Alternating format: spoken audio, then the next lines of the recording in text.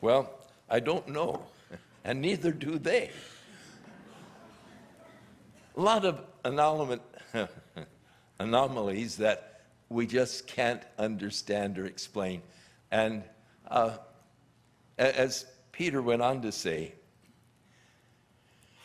that people are ignorant of the fact that God exists outside of our time continuum, and that with the Lord 1,000 years are as but one day, and one day as 1,000 years. And then he assures us that God is not slack concerning his promises. That is, the promises that Jesus would come again. But he is long-suffering to us, because he's not willing that any should perish, but that all should come to repentance. And so he says that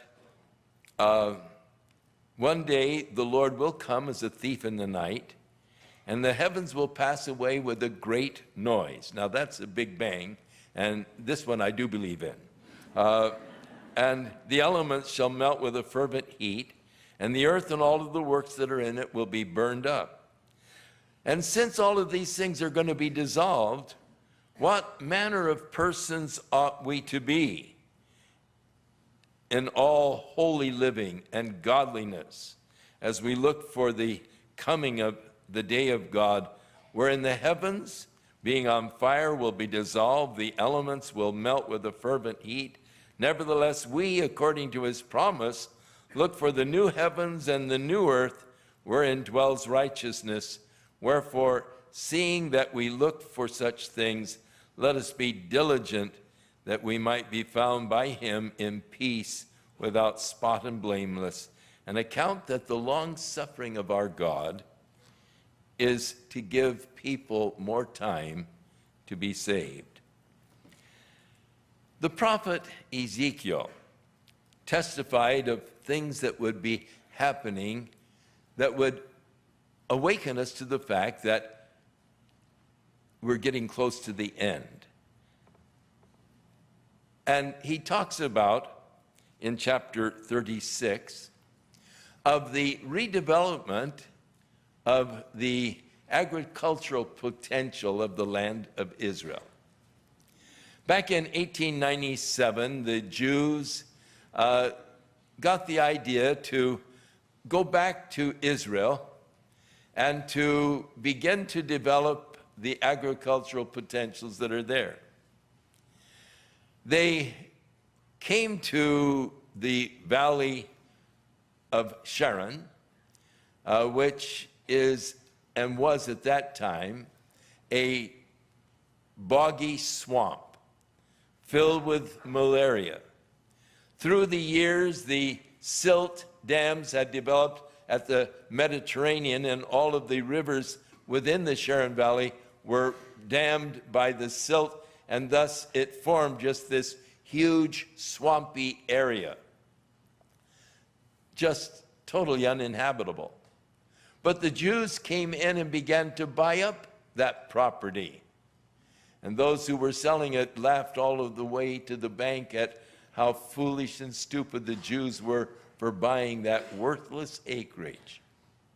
But when they purchased it, then they opened up the rivers. They removed the silt dams, allowing the rivers to again flow into the Mediterranean. They began to plant groves of eucalyptus trees that drink up a lot of water, and then they began to plant the citrus, and it became really a very productive area for citrus trees, and they began to sell the Jaffa oranges around the world. The same is true of the Valley of Megiddo. The Jarbach river was dammed up with silt, and it was a malaria-filled swamp. They drained that, and they began to plant their very fertile soil, and of course, it is today grows 3 crops a year in that valley.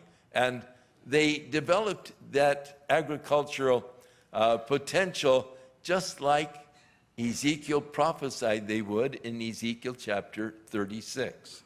In fact, Ezekiel said, "The desolate land will be tilled, and they shall say, 'This land that was desolate has become like the Garden of Eden.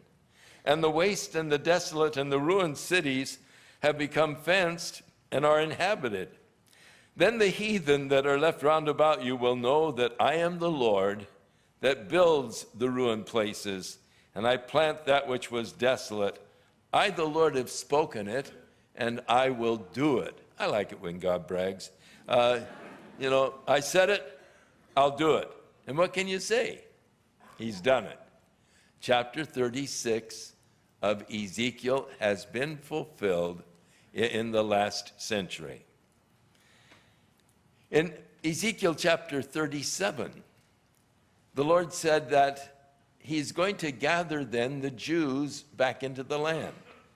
Though they have been scattered all over the world, he's going to bring them back and plant them there in the land, and they would become a nation once again. In May of 1948, they announced on the 14th that Israel was once again a nation among the nations of the world. The prophecy of Ezekiel, their becoming a nation, was fulfilled. Ezekiel went on to say that they would no longer be two nations, but they would be one nation. When Israel went into captivity, we know that at the death of Solomon, the nation of Israel was divided into the northern and southern kingdom. The northern kingdom of Israel, the southern kingdom of Judah.